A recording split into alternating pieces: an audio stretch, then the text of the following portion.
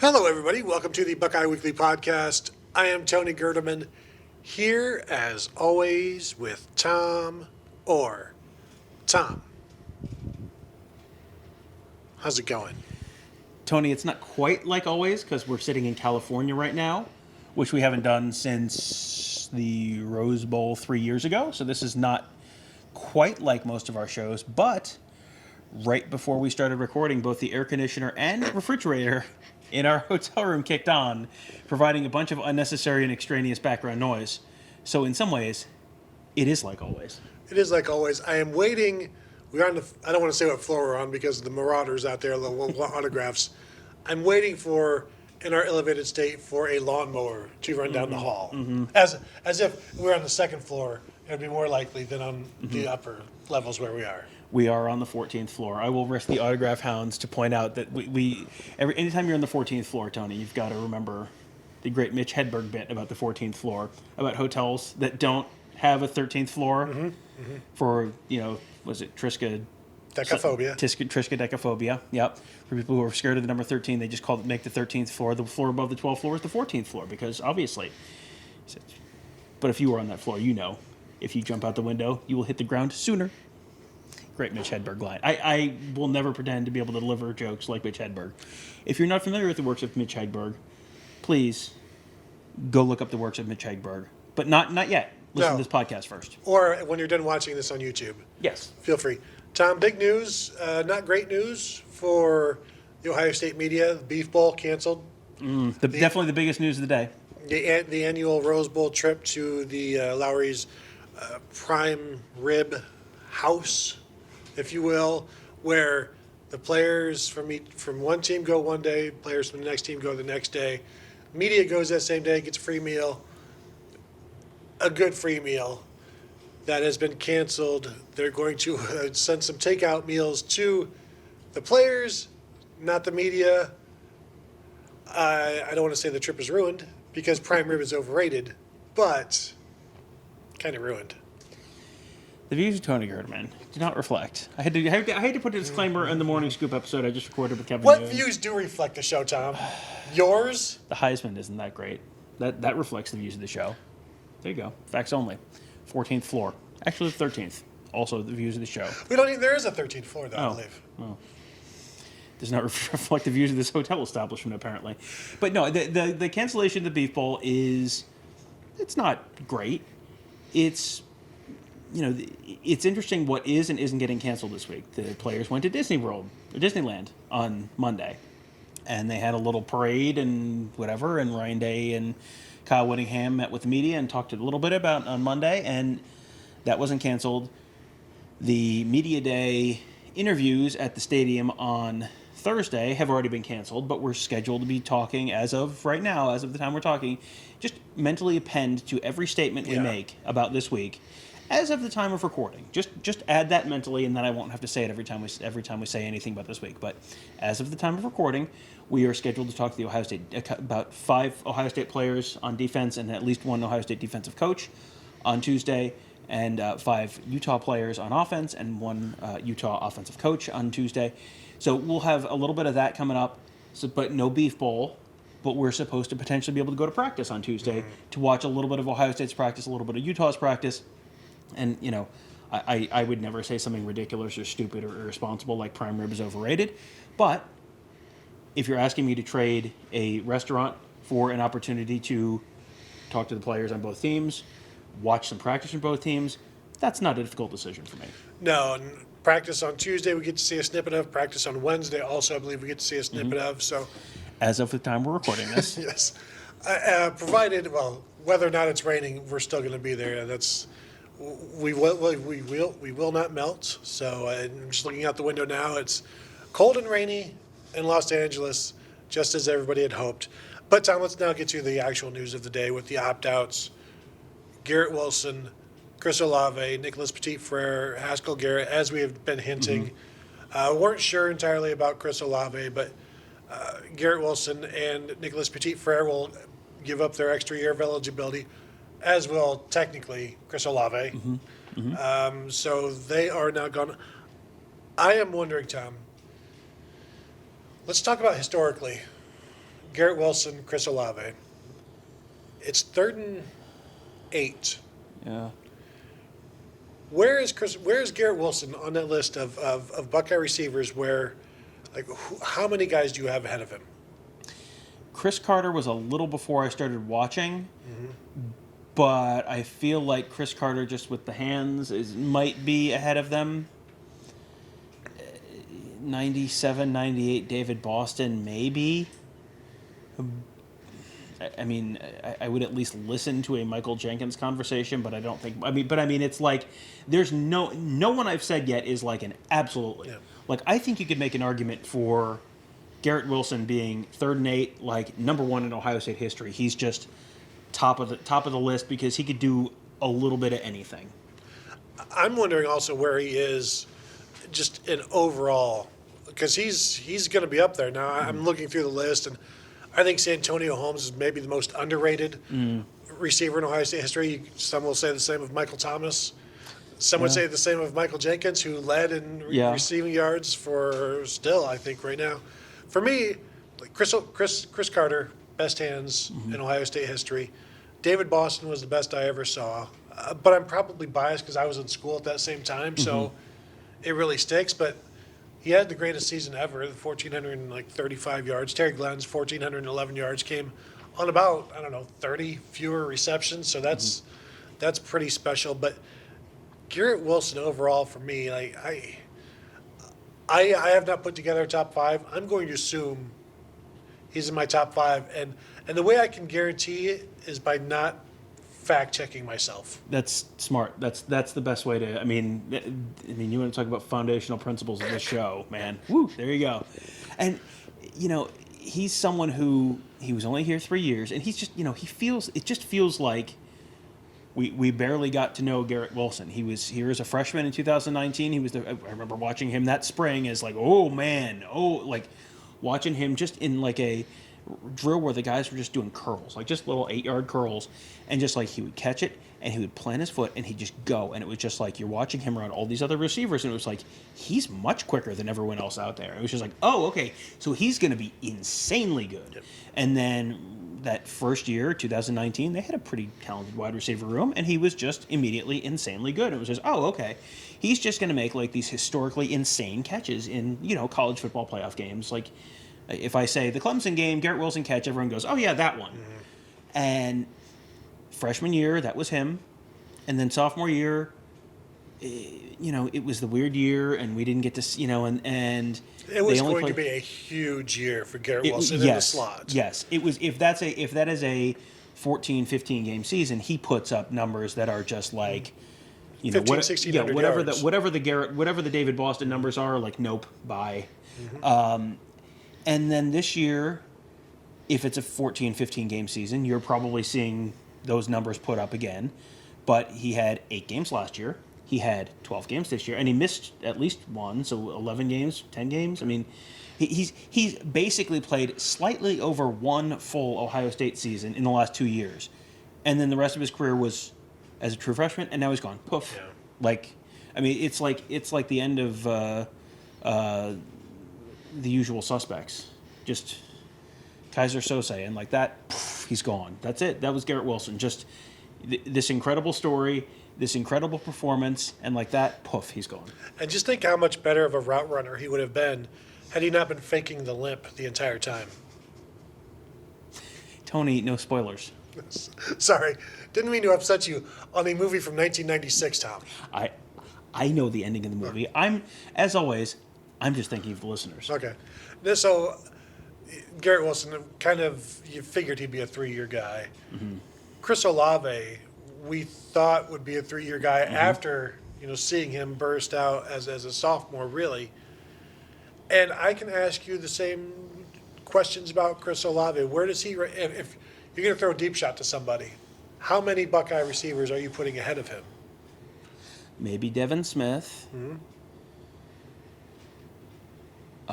Terry Glenn? Terry Glenn for sure is at least in the conversation. I'm running out. Yeah, is Ted Ginn or Santonio Holmes in there? Ted Ginn maybe. But, if I wanted to be caught, for sure. And Ted Ginn gets criticized for his hands in college, he was great in college. He had some drops in the pros, but I would like to see Ted Ginn in a Ryan Day offense. I would like to see Ted Ginn and Santonio Holmes in a Ryan Day offense. I mean, that's a whole separate. Good news, we have a long off season coming up. We can talk. That's not actually good news, but it's fine. Good news, we have a long off season coming up. We have lots of time for those shows. But he's in that conversation. He's also in the most beloved Ohio State players of this century by Ohio State fans. Just like guys who just do everything right.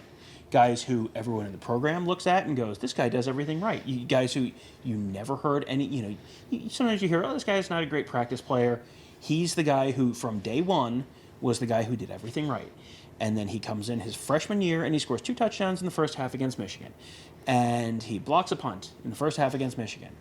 And then he just has another huge year in 2019, has that heartbreaking play at the end of the Fiesta Bowl, comes back, redeems himself with another fantastic year, comes back against Clemson, scores that big long touchdown against Clemson, is the happiest person on earth, and then comes back for another year, does the Mike Doss, one more year, holy smokes, didn't see this coming, guy comes back to win a national championship, and then it kind of ends with a little bit of a thud against Michigan, and it was just like, that doesn't feel like that's how that was supposed to end.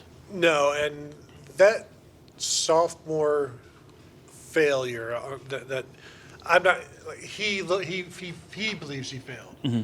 and you could see that in the photos, mm-hmm. and just his reaction in the back of the end zone, and then 1 year later to overcome that and get revenge on that, and just prove the narrative going on. That meant a lot. You could tell, and then just he wasn't ready to go, and so he came back and. Now, you say most beloved. I understand he's receiving some criticism this week for being out here but not playing. And, Tom, I know what you're going to say. People on the internet like to criticize people. That is true. But, Yes. But on the other hand, wait, nope, sorry. No other hand. Look at me. I'm the guy from The Fugitive. I'm a one-armed man. There's no other hand. Boy, it has been a big show for 1990s movie references. We are topical. So, when you get done, I want to talk about Time Cop. That sounds wonderful. Look, we're out of time. Speaking of time, he's. I don't know how you could possibly be someone who's other than being like literally the most miserable person on earth.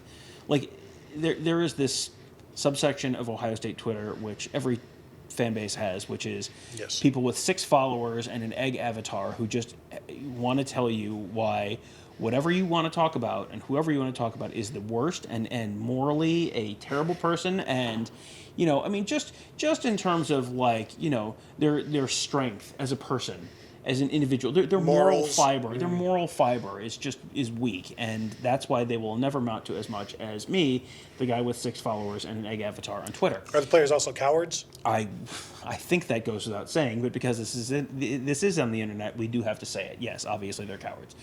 Yeah, number one, you don't have to be that guy. You can choose to live your life not in that way, because no one wants to follow you, because no one wants to be around you, because you're a miserable, awful person. But that's not what we're here to talk about. We're here to talk about Chris Olave, who is not a miserable, awful person. Chris Olave is someone who, again, you go through that career, and it's like, what else would you like him to do? Yeah. He came as a 3-star kid. He might have been a 4-star by the time signing day rolled around, but he didn't play a senior year of high school. He was just this kind of like this. And also, this guy's in the signing class, but he was not. He was not the big prize of the signing class. It was just like, and also Chris Olave, and then he shows up, and halfway through his freshman season, it's like, oh, hey, this kid who we really haven't been talking about a bunch is all of a sudden playing and making big plays, and all the players and coaches seem to be saying really good things about him all the time, unsolicited, telling you good things about this kid, and that never stopped. And he's someone who I think was very, very easy for Ohio State fans to root for on-field reasons, for off-field reasons. Like he's a very genuinely nice kid from everyone, and every indication from everyone you talk to, just a genuinely good kid. So, yeah, I think, it seems like there was a lot more back and forth as to whether he wanted to play in this game, and there was. I think when we were, as of 24 hours ago, I thought he was going to play in this game. You're going to get advice from different people, and ultimately you got to make that decision. As someone who came back for another year for Ohio State when a lot of people thought he was not going to, it's hard for me to get too deeply critical of Chris Olave for not playing the final game of that extra bonus year. I wonder if some of that criticism is because he appeared on social media dressed in uniform, practice for Monday. If maybe fans felt cheated or something or lied to, and it's like, he's from San Diego. He was in town. He's with the team right now. Denzel Ward, we've talked about, I don't even know if we've talked about this because we haven't recorded a show in over a week, I think. But Denzel Ward went to the bowl game, opted out on the 29th of whatever, the 31st was the game, or the 1st was the game? No, it was like he opted out on the 28th and the game was the 29th, or he opted out on the 29th and the game was the 30th. It was one of those deals. But he was out there, and there was all kinds of, will he or won't he? But yeah, I think Chris Olave, as the guy from Babe said, you've done enough, pig. Guess what that movie was from? Maybe instead of recording podcasts, we should go see some new movies. That's what I'm thinking. Maybe I saw Spider-Man. I haven't seen it. 4. So you haven't seen any of them, Tom. What? You're supposed to point at me. No? No? No, Tom. We don't do memes from 2018 or 16. Recent? Yes, too recent. So we will eventually get into what are the Buckeyes going to do without these guys? Good news. We have a lot of shows between now That's and why game. I'm not really getting into it now. Haskell Garrett, let's talk about him. Opting out. This to me is, I'm fine with all of these. Yeah. So I don't have any issues with this. This one is kind of a surprise because I think he can, of the 4, I think he has the least solid draft position, but maybe I'm completely wrong on that. And I haven't seen his name in mock drafts. I've seen the others pop up in first rounds and things like that. But, he was an All-American last year, second-team All-American this year. I am a little bit surprised that he's not going to play. I think this is an opportunity for him to help himself, especially what happened against Michigan. But if your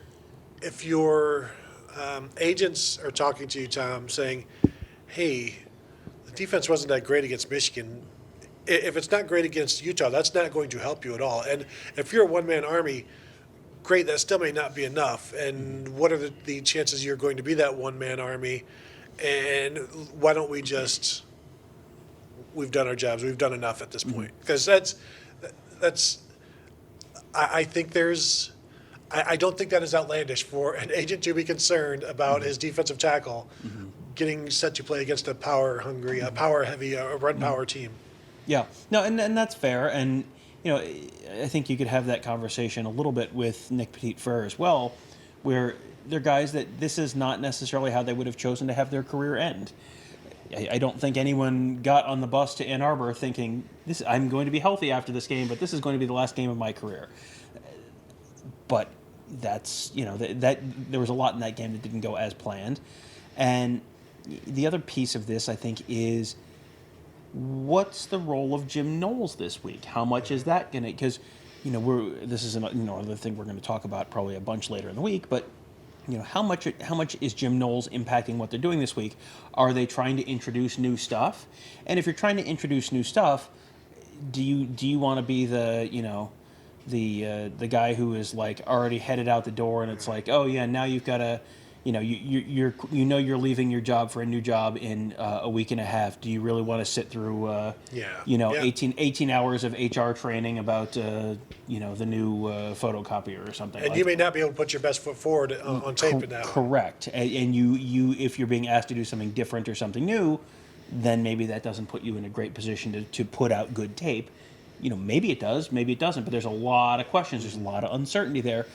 And that, I think, kind of is another thing that you have to at least consider in conjunction with this whole decision. Yeah, Haskell Garrett, just a guy who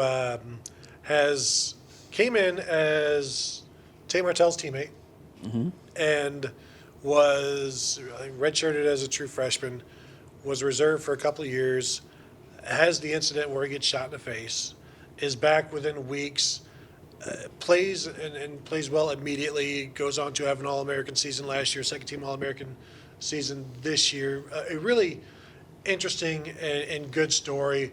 Another guy who's given enough, almost gave his life to Ohio State and Columbus. So wish him well. So Tom, that takes us to Nicholas Petit-Frere, who has been one of the outstanding interviews of either of our times on the beat. And just, you can talk to him about anything. But then when he starts talking to you about something he's interested in, like he can go and will connect with you. Like other guys are just talking to talk. Yeah. And like he is talking to convey like information that he cares about. And it's been interesting to watch him grow as well. Came in probably 265 pounds and had to redshirt that freshman year. Fought for a job, starting right tackle job in 2019 with 19, with yes. Brandon Bowen. Didn't win it. And then, of course, wins it last year and it plays almost flawlessly. This year moves over to left tackle. Another guy that has given enough. This is his fourth year. He is a Ohio State graduate now. Just a really down-to-earth, good dude, great player, and one of those guys that it's easy to root for. Yeah, he is someone, just to give you an idea who he is, just as a person away from the field or off the field.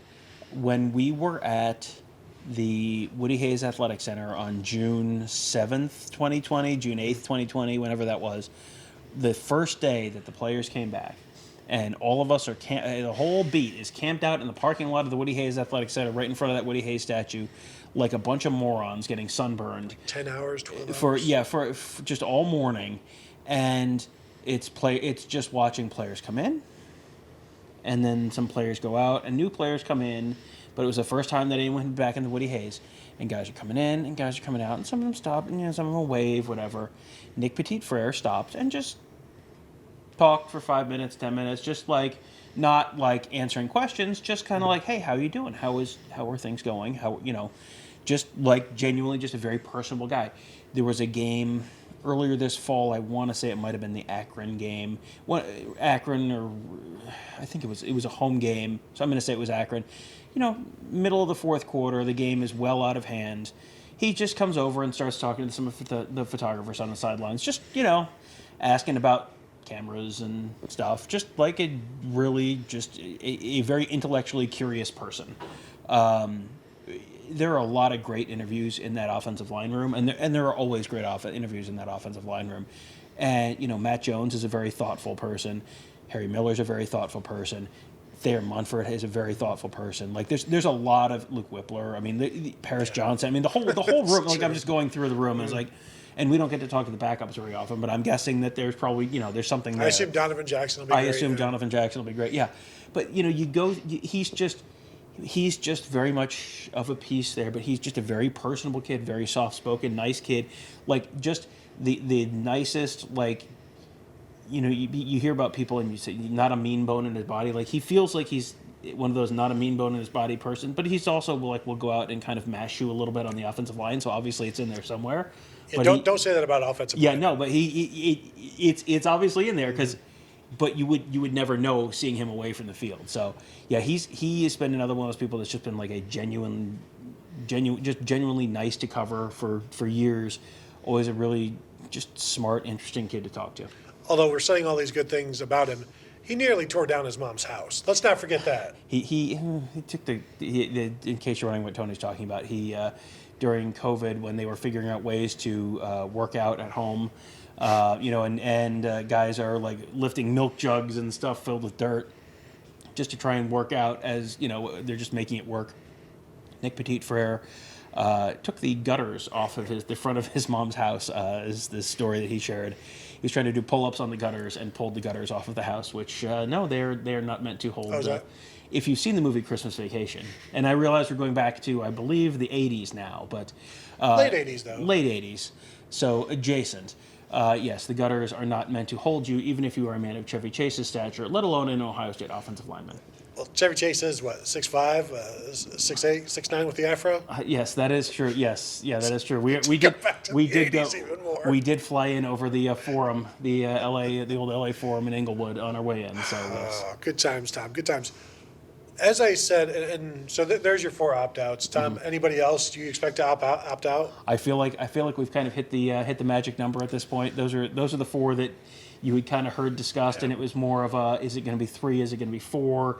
There wasn't anyone else that we were really expecting. Zach Harrison and Tyreek Smith had both pretty directly said they were planning on playing. So, As I said earlier, we have not recorded together for a while, and since then, Ohio State got a transfer from DeaMonte Trayanum, Arizona State running back, former Akron Hoban, Kevin? yes. Yes, running back and linebacker. Sorry, I didn't mean to supersede your knowledge of Akron, Tom. But anyway, They make tires there. that is true. Shh, shh. Anyway, so then he is now coming to Ohio State to play defense, play linebacker. He was as a junior in Akron Hoban was an all-state linebacker. As a senior, I think he was an all-state running back. So this is very similar to the Steel Chambers thing, where Ohio State wanted him originally as a linebacker. So there is some history there. The interesting thing to me, and Bill Green talked with DeaMonte, known also as Chip. Mm-hmm. DeaMonte, not Bill. Yeah. Chip Green. He's a golfer. That would be great. Anyway, so the interesting thing to me, Tom, is that they're talking about him as like this outside linebacker. And a defense that is a 4-2-5 that doesn't really have an outside linebacker. But Jim Knowles likes to put guys in positions to make plays. So this to me, whatever position you want to call him, Jim Knowles, and he talked with Chip Trayanum, like he views him as a playmaker, and it's refreshing again to have a defensive coordinator who was like, I'm going to put you here, I'm going to point you, and then boom, you go. And this is a guy who's been, Jim Knowles has done this for a decade plus of running a defense, so he can spot guys that he likes to do certain things.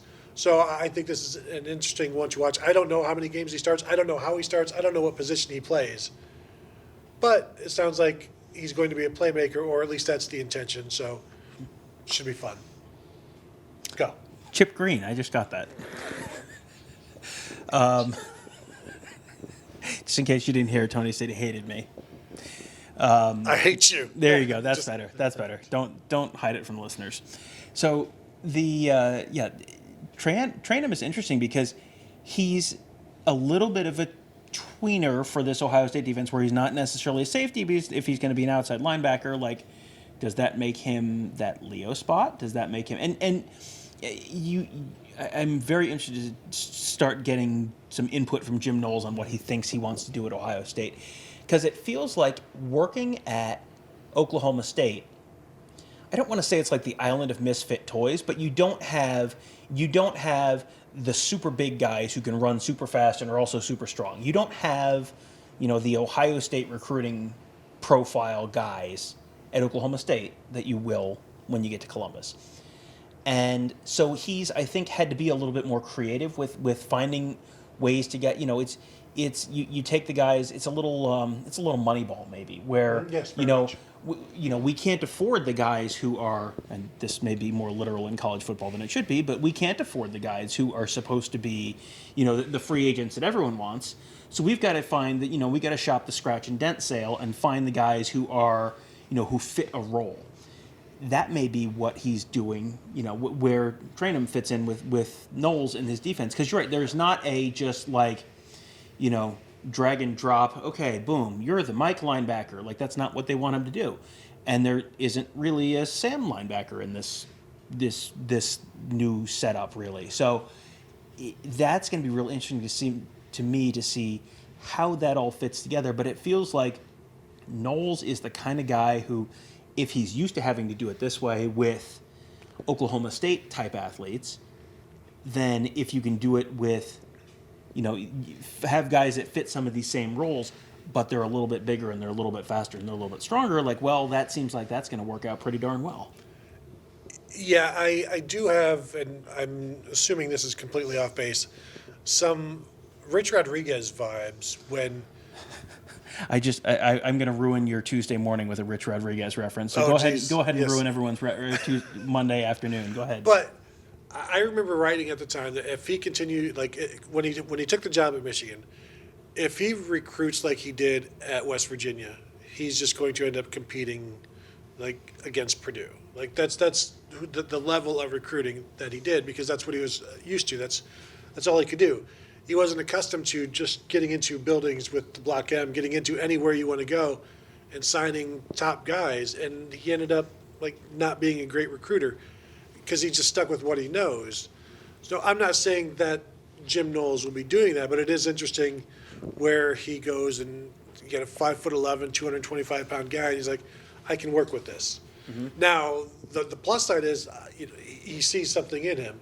This is not all he's going to be relying on. This is just a guy, and I've seen interviews or coaching clinics where he talks about this guy that you have as your playmaker. You can have more than one. He doesn't have to be a certain body type, because he's done it with guys that are 5'9", 185 pounds. He's done it with guys who are 6'5", 260. You just need guys that can do certain things, mm-hmm. and it's very much Bill Belichick. Mm-hmm. Rashad Berry has been, I don't know if he's still there, but he spent some time as a defensive end there because he could do certain things. And look how long Nate Ebner has been there because he does special teams. If there are certain things that Bill Belichick wants, and you can do those, you could play for a long time. And it just takes somebody with the patience and the I don't want to say wisdom, I'll say vision, mm-hmm. to see where all of these pieces fit. I think that's something that Jim Knowles seems to do pretty well. Well, and what's really intriguing is it's not like he's chasing off the other guys. I mean, he was still seemingly fairly excited to get a Sonny Styles, which, if you can get the Sonny Styles guys and plug them into the roles where, you're used to being creative because you have to be, now you can be creative because you want to be. That is what's one of those things that's going to make you a little bit more unpredictable in terms of, okay, we don't just have our starting 11, we also have other guys who can do, we have different lineups to match up with different types of offenses. We have different lineups to match up with certain types of situations. We have different lineups to potentially match up to, just matchups. Just, hey, this team is really good in the, has a really good slot receiver, but the outside guys aren't good. Well, I'm going to defend them a little differently than I do a team that has, a better outside receiver, but they, or they're a power formation, I formation team, So that flexibility, that creativity, if you've got if you're shopping at a better grocery store and you're getting better ingredients and you're used to being able to be creative, just because you had to make hamburger helper at Oklahoma State doesn't mean that now you have good stuff. You don't have to put the prime rib in the hamburger helper. So am I offending? I feel like I'm offending you for some way. Sir. In some way. You don't have to make tuna. The views of Tom's Hamburger Helper disrespect do not represent the views of the show's respect and admiration for Hamburger Helper. This is long established. Even Kevin says Hamburger Helper is it. Tom, were you raised by chickens? We were raised by people, and they fed us Hamburger Helper. I was trying to figure out if there was some kind of a Chick-fil-A eat or the Chick-fil-A cow. So Tom, let's end the show. You know what? Let's do that. For Chip Green, I'm Tom Orr. I'm sorry. That might be the low-key funniest thing you've ever said. And I feel like it didn't get the shine it deserved. It never does, but that's okay. Oh, one day down the road in a year, I'll say something funny again, and we can live and laugh about that. Anyway, thank you all for joining us here in lovely Los Angeles. We've got a week's worth of shows. We'll be coming to you live as well throughout the week, and tons to talk about. I'm looking forward to it. Tom is looking forward to it. Kevin, not so much. But anyway, we want to thank you guys for joining us, and we will talk to you guys tomorrow.